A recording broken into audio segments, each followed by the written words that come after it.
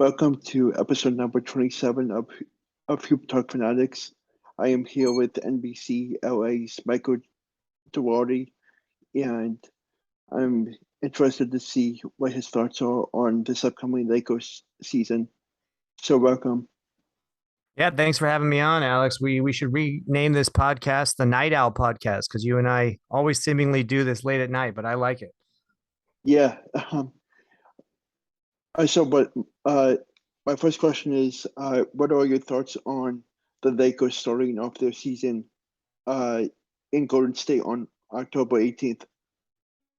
Yeah, that's a good question. It's going to be, I think they started off, against a really good team. I think it was the Suns to open up last season and they got beat. Uh, I think playing the reigning champions with a team that is still, the roster is still being built out. Obviously, the Lakers traded Taylor Horton Tucker and Stanley Johnson to the Utah Jazz to get Patrick Beverly. That means the last remaining player of that 2020 bubble team that is not named Anthony Davis or LeBron James is now on another team. So it's just those two guys from that championship roster in 2020. So I think that's a precursor to some other moves that are probably going to still come now. And we're going to see a completely different Lakers team, and they're not going to have a whole lot of time in training camp to really flush that out and get a feel for each other. So I think that's really a game that I don't expect the Lakers to win, obviously on opening night against the Golden State Warriors. And then they return home for a big matchup against the Clippers. And now this is going to be the first time we've seen the Clippers at full strength with Paul George, with Kawhi Leonard, and now with John Wall in quite some time. So that's another game that I don't think that they're going to be so good to start off with. So, you could see the Lakers starting the season 0-2 to begin things. But there's an interesting stretch if we look at the schedule. I know you just asked about opening day, but this has been something I've talked about and written about in quite some time. On November 22nd, just a couple days before Thanksgiving, the Lakers travel away from Crypto.com Arena, away from Los Angeles, and they embark on this road trip, which begins in Phoenix. So it's not too far away, just an hour flight away. But then they have two back-to-back games against the Spurs, and then they come home. But outside of those two home games, so if we count the first three on the road, they have, hold on, let me just count and make sure here. Three.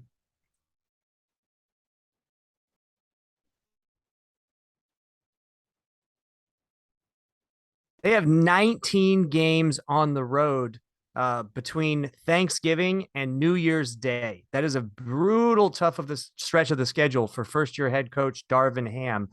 They only have 6 total home games in that entire span, and then 19 on the road. So that, in my opinion, at that point in the season, and we don't know what they have, and you're trying to gel together, that can be a really rough point. If they go in that 25 game span, even if they can go 500, that'd be great. But if they end up going below 500, that can be a stretch that really hurts your season and hurts your chances of making the postseason as you head into the new year and the next season, and also, eventually the NBA All-Star break. So that's a long-winded answer to your question as far as the Lakers schedule. Uh, what are your thoughts on the games between October 20th and the 30th of October? Are you talking about just those games we talked about, like the Clippers and the Portland and? Yeah.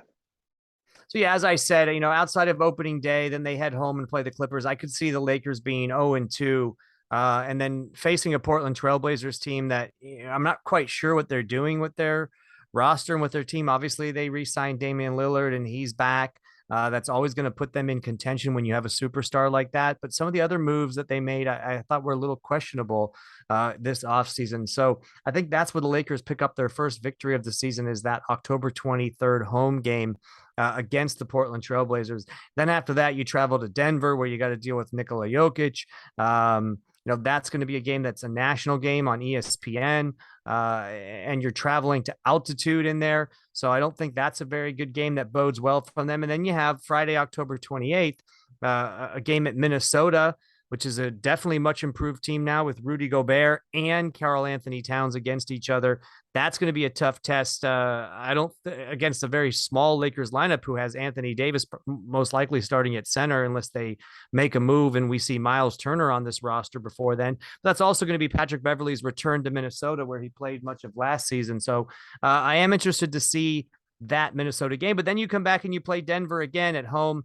So, it's a pretty tough stretch there as you talk about that first month of the season. The Lakers have one, two, three, four, five, six technically playoff teams just in that first month of October. The only one that wasn't a playoff team last season was Portland. So you can't really get off to a slow start there, especially as I mentioned that Thanksgiving road trip up until New Year's, which is going to be a brutal stretch too. So, you could see the Lakers struggle right out of the gate. Do you see this Lakers team being a playoff team, or are they going to be like in the play-in tournament? Yeah, it's an interesting question that you asked, Alex, because and I can't really give you a firm answer on it because, in my opinion, the Lakers are most predicated on health.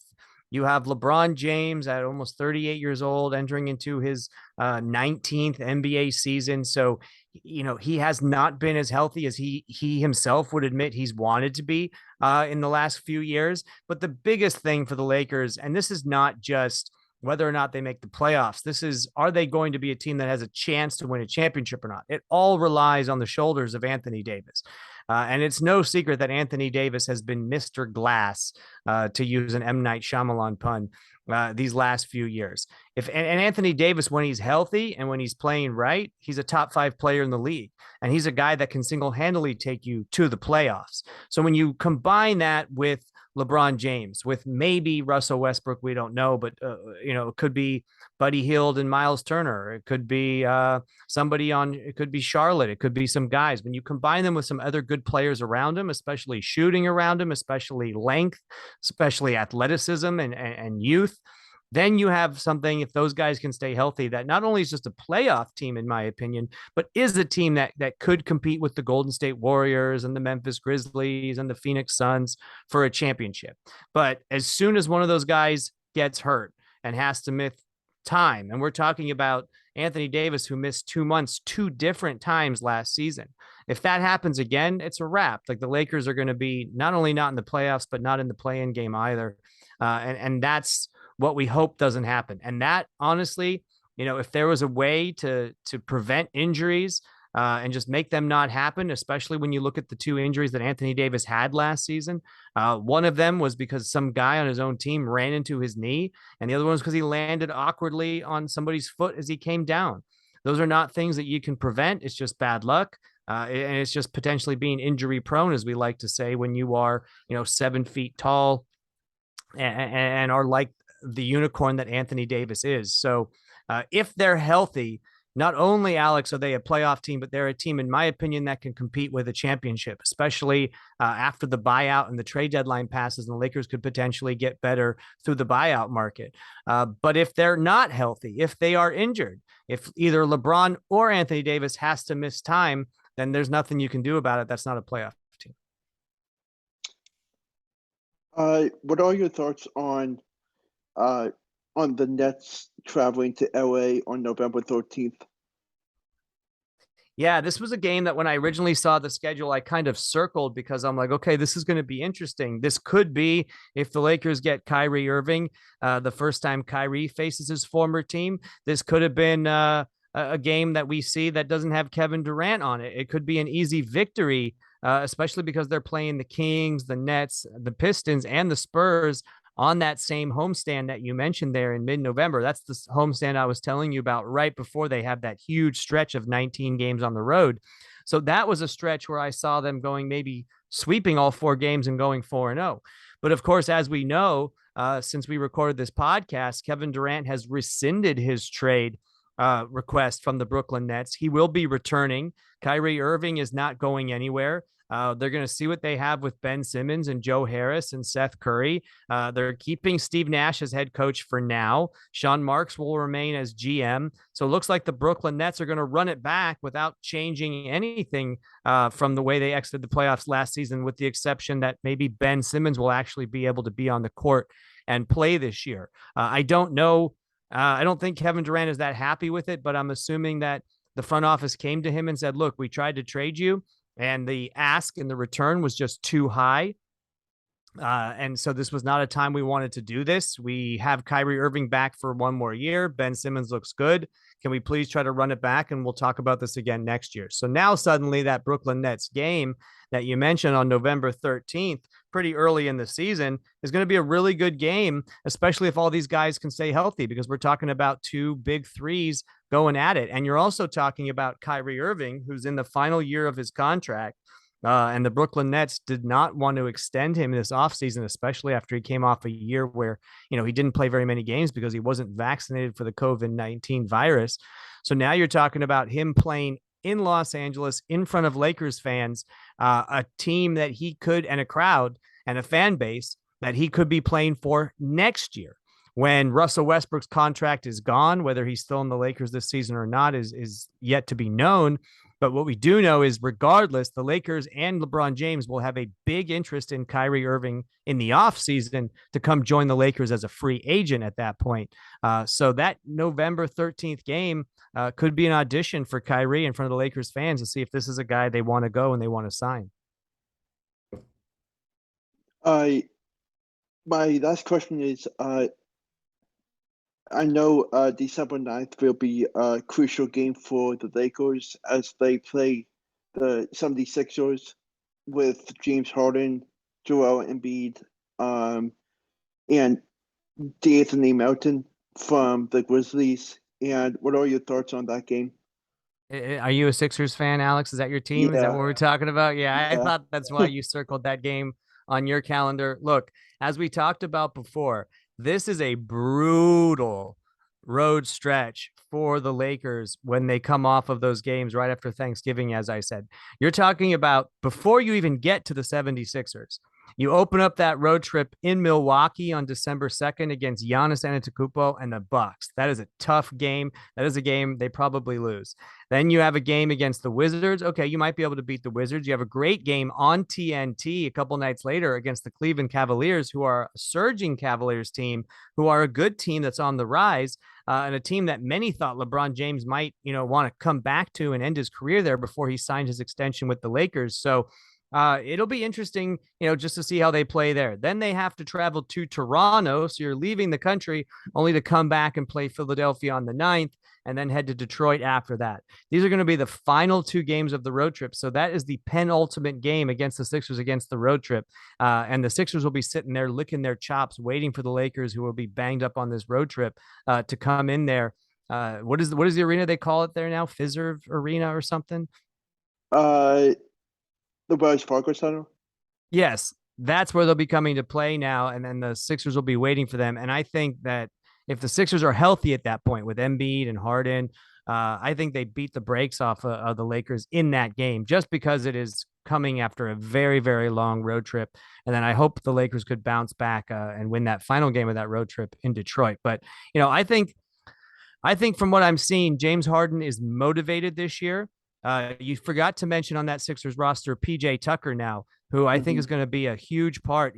Every team he goes to seems to go to the NBA Finals or has a very close run, and that goes all the way back to the bubble when he was with the Miami Heat. So I think adding a guy like PJ Tucker is going to help the Sixers, is going to give them that toughness and grit they've been missing. If Joel Embiid can have another MVP-like season, I think James Harden is on a redemption tour campaign. He's lost weight. He's getting back in shape. He actually wants to be there. He wants to compete, which is not the case when he was with Houston a couple of years ago. So I think this is going to be a much improved Philadelphia team, a team that definitely has a chance to win the championship and at least play in the Eastern Conference Finals. And so I think the Lakers are going to be in trouble when they play there on December 9th. I forgot to mention, do you think the Celtics are going to be a team to watch out for if the Lakers have to play them in the playoffs? The Celtics, well, if they played in the playoffs, it would be in the NBA Finals, and I think all fans would want to see a Lakers Celtics Finals just because the history of it, especially with winning time coming out. Uh, the first season will have been out, and maybe even the second season will have a chance to be out by the time the NBA Finals next June rolls around potentially. And it's funny you mentioned that, Alex, because I watched that entire show. I binged it while living in Philadelphia in April and May of earlier this year. So that would be great to watch that. And I know a lot of Philadelphia fans were watching that series and watching the Lakers and Celtics go back and forth in their history, even in the early 80s. And that's even before that in the 60s and 70s. So, yeah, that would be a great finals. But look, from what I've been talking to from my sources, what I've been talking to from my friends in Las Vegas and the people that make the gambling odds, the Celtics are the favorite to go back to the finals. I know they didn't get Kevin Durant. That does not look like that's going to happen this year, but that young team has a chance to get better. They have a chance to improve at the trade deadline. And so the Celtics are the overwhelming favorites to go back to the finals, followed by the Bucks, then the Nets, then the Heat, then the Sixers. But I think the Sixers should be a little bit higher than that, just as I mentioned. I don't think Brooklyn is going to be that good this year. So I'd put the Sixers at third, in my opinion, of having the third best chances, and right there with the Bucks to see how they would match up. And then obviously the Lakers. The funny thing about the Vegas odds, Alex, on the Lakers are they have the fourth best odds to win the Western Conference and go to the NBA Finals this year. That should shock a lot of people, especially considering they didn't even make the play-in tournament last year. But here's the funny thing. The three teams that are ahead of them that Vegas believes have a better chance of making the finals than the Lakers are all in the Pacific Division. The reigning champs, the Warriors, the Clippers, who, like I said, are going to have a healthy Kawhi and Paul George and John Wall to start the season, and then the Phoenix Suns, who won the division last year, the number one seed, and went to the finals the year before that. So all three of those teams, Vegas believes, have a better shot than the Lakers to go to the NBA Finals, and they're in their division. So that means, you could see the Lakers finish fourth in the Pacific Division and somehow find a way to play in the finals if they have a better path in the playoffs. So that's just kind of interesting to look at. I might have the Mavericks and the Grizzlies, heck, maybe even the Timberwolves a little bit higher than them, but that's just where Vegas sees it. So I kind of see it similarly. But I think it would be amazing if somehow the Lakers and Celtics met in the finals in 2023. That would just be absolutely great to see, and something the late great Kobe Bryant would love to see as well. And we're recording this podcast at the tail end of 8/24 Kobe Day here in Los Angeles, because his number 8 and number 24 jerseys. So I know wherever Kobe is, a guy who was raised and went to high school at Lower Merion, right there in Philadelphia, which I went and visited that campus and his gymnasium that's named in his honor when I was there just a few months ago. So yeah, I think everybody, even Philadelphia, would be excited to see a Boston LA finals, especially Kobe from wherever he is. It should be a very interesting upcoming NBA season, and I'm definitely looking forward to reading your work for the Lakers. And it's going to be a very hectic season, I can already tell, and I'm ready for it to begin. Yeah, it's hard for me to wrap my head around that basketball is about to come back, especially because we're right in the middle of, the dog days of summer in baseball, and NFL is about to kick off in a couple weeks. College football kicks off here in like less than a week. It's hard for me to wrap my head around just so much that's going to be going on. But you're right. I mean, we're talking like mid to end of October. We're going to still have playoff baseball going on. We're going to have college football in full swing. You're going to have NFL football in full swing. You're going to have NBA season going. It's going to be everything all at the same time. It's going to be so hectic and crazy for me. But I am looking forward to hope for the Lakers having a bounce back season and really fixing that roster from when they had last season, when they just put a lot of old aging veterans on the team. I think they've learned from that mistake. They've gone young in the offseason. They've gone more athletic. They've gone more length on the team so they can be better defensively under first year head coach Darvin Ham. So I'm looking forward to it as well. And I think it's going to be fun. I think they return to glory a little bit, at least return to the postseason as we talked about. Thank you so much for your time, and I hope to have you back on soon. Thanks, Alex. We'll do football next time. Thank you. All right. Thanks, Alex. Thanks.